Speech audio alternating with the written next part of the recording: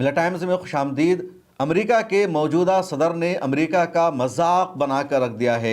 America के बारे में पूरी दुनिया का तस्वुर ये है, दुनिया भर की सोच ये है कि अमेरिका सुपर पावर है, अमेरिका सबसे ज़्यादा ताकतवर है, अमेरिका जब चाहे जहां चाहे हमला कर सकता है, अमेरिका जिस मुल्क में चाहे हुकूमत को बदल सकता है, दुनिया का निज़ाम अमेरिका चलाता है, यूनाइटेड नेशन की भी अमेरिका के सामने नहीं चलती है।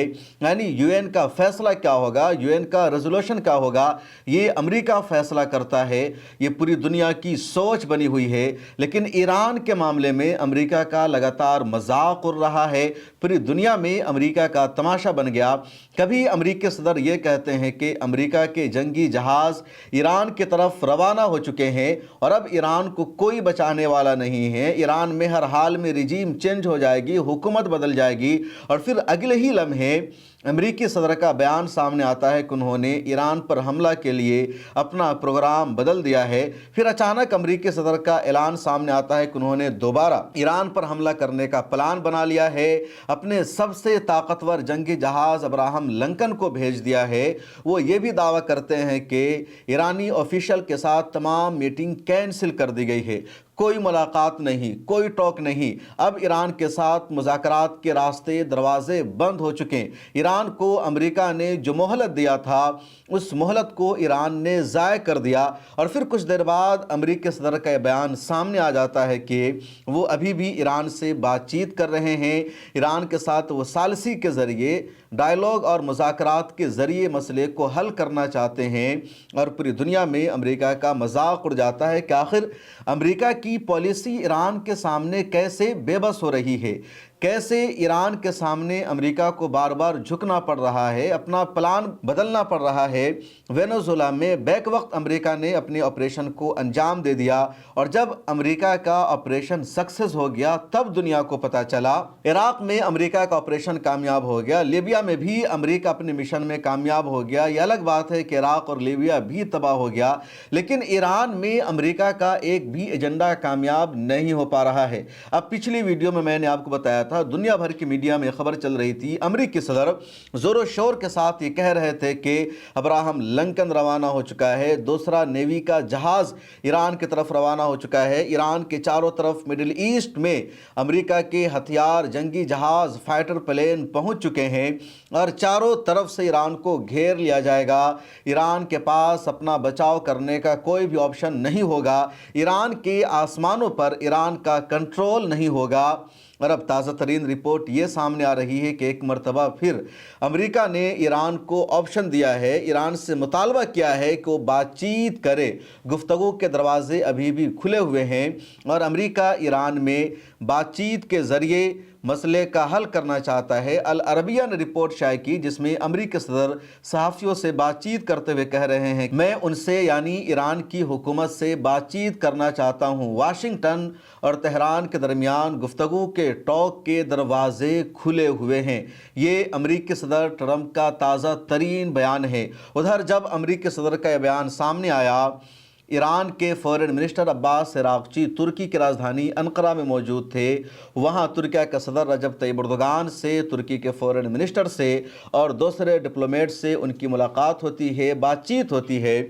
और जैसे ही अमेरिकी सदर का बयान सामने आता है कि वो अब भी तेहरान के साथ गुफ्तगू करना चाहते हैं, तो ईरान का बयान सामने आता है कि ईरान अमेरिका से बातचीत कर सकता है, लेकिन बराबरी की सतह पर, अमेरिका की शर्तों को मान करके नहीं। अमेरिका जो चाहेगा वो ईरान नहीं करेगा, बल्कि जो डायलॉग और मुज़ाकरात का सिलसिला शुरू होगा तो बराबरी की सतह पर ये मुज़ाकरात होगा, डायलॉग होगा, किसी की शर्त पहले सामने नहीं आएगी। उधर एक दिन पहले अमेरिकी सदर ट्रंप ने ईरान के पास अपनी 3 शर्तें भेजी थी और ईरान से मुतालबा किया था कि ईरान इन तीनों शर्तों को तस्लीम कर ले, मान ले तो अमेरिका ईरान पर हमला नहीं करेगा।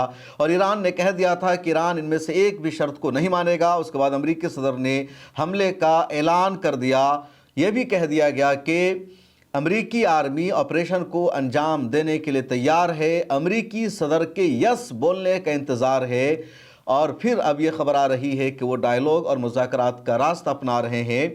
और 3 शर्तें जो अमेरिका की तरफ से रखी गई थी, उसमें पहली शर्त यही थी कि न्यूक्लियर प्रोग्राम ईरान को फ़ौरन क्लोज़ करना होगा, तमाम इजाफ़ा शुदा यूरेनियम ईरान को अमेरिका के हवाले करना होगा। दूसरी शर्त थी कि बैलिस्टिक मिसाइल के प्रोग्राम को फ़ौरन क्लोज़ करना होगा। और तीसरी शर्त थी कि तमाम प्रोक्सीज़ की हिमायत ईरान को बंद करनी होगी। और अब ईरान का ये जवाब आया। अल जज़ीरा ने ताज़ा तरीन खबर ये शाये की है कि ईरान ने अमेरिका को ये जवाब दिया है कि ईरान अमेरिका के साथ सिर्फ न्यूक्लियर प्रोग्राम पर ही बातचीत कर सकता है, डायलॉग कर सकता है। ईरान के दिफा पर, डिफेंस पर कभी भी ईरान अमेरिका के साथ डायलॉग और मुज़ाकरात नहीं करेगा। और अमेरिका ने जो शर्त लगा रखी है उसका ताल्लुक ईरान के दिफा से है, डिफेंस सिस्टम से है। और जितनी प्रोक्सीज़ है मिडिल ईस्ट में उससे ईरान को तहफ़्फ़ुज़ मिलता है, ईरान का दिफा होता है। ईरान का जो बैलिस्टिक प्रोग्राम है, जो बैलिस्टिक मिसाइल है, उससे ईरान की हिफाजत होती है, क्योंकि ईरान के पास जो मिसाइल है उनके अंदर इतनी ताकत है, उसकी रेंज है कि 2500-3000 किलोमीटर का फासला तय करके ये निशाना लगा सकते हैं, टारगेट तक पहुंच सकते हैं। और ईरान के बैलिस्टिक मिसाइल की ताकत ने ही अमेरिका को सबसे ज़्यादा परेशान कर रखा है। और इसलिए बार बार मुतालबा किया जाता है अमेरिका की तरफ से ईरान से कि वो बैलिस्टिक मिसाइल के प्रोग्राम को क्लोज करे, ईरान के हवाले करे। और ईरान ने साफ लफ्ज़ों में कह दिया कि इस पर कोई बातचीत नहीं होगी। पिछली वीडियो में मैंने तफसील से बताया कि ये 3 शर्तें जो अमेरिका से ईरान के ऊपर मुसल्लत की जा रही है, थोपी जा रही है, अगर इनमें से एक भी शर्त को ईरान ने मान लिया तो फिर ऐसा होगा कि ईरान ने खुद से अपने हाथ को काट लिया है, अपने पाँव को ईरान ने तोड़ दिया है। और फिर अमेरिका का, इजराइल का, यूरोप के देशों का जो असल एजेंडा है, ईरान में इस्लाम पसंदों की हुकूमत का खात्मा करना, उलमा इकराम के हाथ से निज़ाम को लेना और ऐसे शख्स को इक़्तिदार में बैठाना जो अमेरिका की पॉलिसी को नाफिज करे, जिसकी फ़ॉरेन पॉलिसी अमेरिका के मुताबिक हो, जो इजराइल को तस्लीम करे, जिससे इजराइल के मफाद को ज़र्रा बराबर नुकसान न पहुँचे और जहाँ अमेरिका अपनी मर्ज़ी से तेल निकाले। दुनिया में ईरान तीसरा देश है जहाँ सबसे ज़्यादा ऑयल निकलता है, जहाँ का तेल सबसे ज़्यादा कीमती माना जाता है। पहले नंबर पर रिज़र्व ऑयल वेनेजुएला के पास है, दूसरे नंबर पर सऊदी अरबिया के पास है और तीसरे नंबर पर ईरान है। उसके अलावा ईरान में एटमी तवानाई भी पाई जाती है, इसलिए भी ईरान पर अमेरिका की पूरी नज़र है। उधर ईरान के सदर मसूद पेज़ेश्कियान का कहना है कि अगर अमेरिका ने ज़र्रा बराबर भी हरकत की ईरान पर हमला करने की या ईरान को टारगेट करने की तो ईरान फ़ौरन निशाना बनाएगा, ईरान पीछे नहीं हटेगा। ईरान को एक मुश्किल का सामना ज़रूर करना पड़ रहा है कि यूरोपियन यूनियन ने पासदारान इनकलाब को यानी IRGC को टेररिस्ट ग्रुप में शामिल कर दिया है, बैन कर दिया है। और इसकी वजह से ईरान के ऑफिशियल्स और आर्मी के ज़िम्मेदारों का अब बाहर निकलना मुश्किल होगा, सफ़र करना मुश्किल होगा। इधर इज़राइल अब जर्मनी को सपोर्ट करने जा रहा है। इज़राइल ने जर्मनी को ऑफ़र दिया कि अगर जर्मनी पासदारान इनकलाब के ऊपर पाबंदी लगाना चाहता है, जर्मनी में अगर ईरान की खुफिया एजेंसी का कोई नेटवर्क पाया जाता है, कोई सिस्टम पाया जाता है और उसको बेनकाब करना चाहता है जर्मनी, तो इज़राइल पूरी तरह सपोर्ट करने को तैयार है जर्मनी को। इसी तरह यूरोप के दूसरे देशों को भी इज़राइल इस तरह ऑफ़र कर रहा है। और ईरान अपनी बात पर लगातार अटल है, डटा हुआ है कि वो अमेरिका की किसी भी शर्त को नहीं मानेगा, वो अमेरिका के सामने नहीं झुकेगा। अब जो बड़ी बड़ी अपडेट सामने आ रही है वो ये कि ईरान ने अमेरिका पर सीधे हमले की धमकी दे दी है और अनलिमिटेड हमले की धमकी दी है। दूसरी अपडेट ये सामने आ रही है कि ईरान ने यूरोपियन यूनियन के फ़ैसले की शदीद मजम्मत की और कहा कि यूरोपियन यूनियन को भी ईरान की तरफ से इसी तरह के जवाब का इंतज़ार करना होगा। एक और मामला सामने आया और अल जज़ीरा की ताज़ा तरीन रिपोर्ट है सिर्फ 40 मिनट पहले की कि ईरान सिर्फ न्यूक्लियर फाइल पर ही नेगोशिएट करेगा, डायलॉग करेगा। ईरान अपने डिफेंस पर, अपने बचाव पर कभी भी कोई समझौता नहीं करेगा। अब एक और मामला सामने आ गया है कि अमेरिका जिस ज़ुबान का, जिस भाषा का इस्तेमाल कर रहा है उसी भाषा का इस्तेमाल अब इंग्लैंड ने भी इस्तेमाल किया है। इंग्लैंड के प्राइम मिनिस्टर स्टारमर ने एक बयान जारी करके कहा कि ईरान को न्यूक्लियर पावर हासिल नहीं करने दिया जाएगा और ईरान को न्यूक्लियर प्रोग्राम से पीछे हट जाना चाहिए। और इस तरह की भाषा पहले भी यूरोप के और भी कई देशों ने इस्तेमाल की है। दूसरी तरफ ईरान हमेशा कहता है कि ईरान का न्यूक्लियर प्रोग्राम پرامن مقصد کے لیے ہے، پیسفل ایجنڈا کے لیے ہے، اس کا مقصد کچھ اور نہیں ہے۔ ادھر ایران کے سپریم لیڈر کے ایک ایڈوائزر کا بیان سامنے آیا جس میں کہا گیا کہ ایران کے سپریم لیڈر کی جو سیکورٹی ہے، ان کی جو حفاظت ہے، وہ پاسداران انقلاب کے پاس ہے۔ اب اگر ایران کے سپریم لیڈر کو کوئی نقصان پہنچتا ہے، کچھ ہوتا ہے، تو اس کے لیے یورپین یونین ذمہ دار ٹھہرائی جائے گی، وہ تمام ممالک ذمہ دار ٹھہرائے جائیں گے جنہوں نے پاسداران انقلاب کو ٹیرورسٹ گروپ میں انکلوڈ کر دیا ہے۔ اور یہ بات پوری دنیا کے لیے حیرانی والی ہے کہ آخر کسی بھی دیش کی مرکزی فوج کو کیسے ٹیررسٹ گروپ میں یا دہشت گرد گروپ میں شامل کر دیا جائے گا، اس کو بین کر دیا جائے گا۔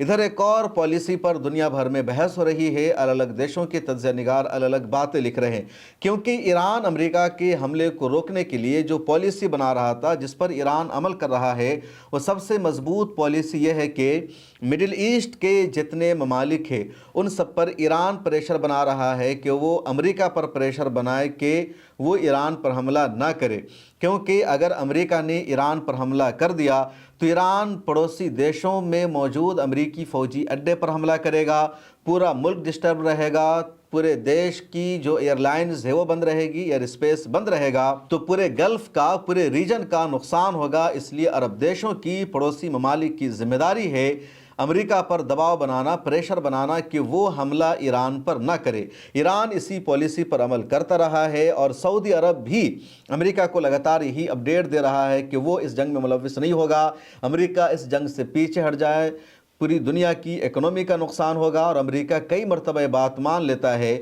پھر دوبارہ امریکی صدر ایران پر حملہ کرنے کا پلان بنا لیتے ہیں۔ اب یہ جو موقع ہے، فائنل موقع ہے، یس یا نو میں فیصلہ کرنا ہوگا۔ اگر عرب ممالک دباؤ بنانے میں کامیاب ہو گئے تو ایران پر امریکہ کا حملہ نہیں ہو پائے گا، اور اگر عرب ممالک پریشر بنانے میں کامیاب نہیں ہو پاتے ہیں تو یقینی طور پر امریکہ ایران پر حملہ کر سکتا ہے۔ لیکن ایران پر حملہ کرنے کی جو سب سے بڑی پرابلم ہے وہ یہ ہے کہ ایران میں کسی بھی آپریشن کو انجام دینا وینزویلا جیسا نہیں ہوگا، عراق جیسا نہیں ہوگا، بلکہ ایران میں آنے کے بعد امریکی معیشت کا نقصان ہوگا، پوری دنیا کی اکنومی پر اس کا اثر پڑے گا، فرق پڑے گا، اور امریکہ کے لیے باہر نکلنا بھی مشکل ہوگا۔ یہ لڑائی لمبی جاری رہ سکتی ہے۔ اگر امریکہ کو یہ لگتا ہے کہ حملہ کر کے یا ملٹری آپریشن کے ذریعے ایران میں حکومت کو بدلنا پوسیبل ہے، اس کے امکانات دور دور تک نظر نہیں آ رہے ہیں۔ 1979 میں جب ایران میں انقلاب آیا تھا، رضا شاہ پہلوی کی حکومت کا خاتمہ ہوا، رجیم چینج ہوئی اور امام خمینی کی حکومت آئی، اسلامی جمہوریہ ایران کی بنیاد رکھی گئی، تو اس میں باہر کی طاقت کا کوئی رول نہیں تھا، بلکہ ایرانی عوام کا رول تھا۔ ایران کے اندر بہت بڑا احتجاج ہوا تھا، ایک ریولوشن آیا تھا، انقلاب برپا ہوا تھا۔ باہر کی طاقتیں ایران کو متاثر نہیں کر پائی تھی۔ اس سے پہلے بھی کئی بڑی بڑی طاقتوں نے، کئی بڑی بڑی امپائر نے ایران پر حملہ کرنے میں کامیابی حاصل نہیں کی ہے۔ اب امریکہ جس وقت دنیا کا نیا سپر پاور ہے، دنیا کا نظام امریکہ اپنی مرضی سے چلانا چاہتا ہے، امریکی صدر نے یونائٹڈ نیشن کو ریپلیس کرنے کے لیے بورڈ آف پیس بھی بنا دیا ہے۔ کیا امریکہ ایران میں ملٹری آپریشن کے ذریعے اپنے ایجنڈا میں کامیاب ہو پائے گا؟ یہ آنے والا وقت بتائے گا۔ آپ کو کیا لگتا ہے، کیا امریکہ کامیاب ہو پائے گا یا نہیں؟ کمنٹ سیکشن میں لکھیے، بتائیے، اور مجھے دیجیے اجازت، پھر ملاقات ہوگی۔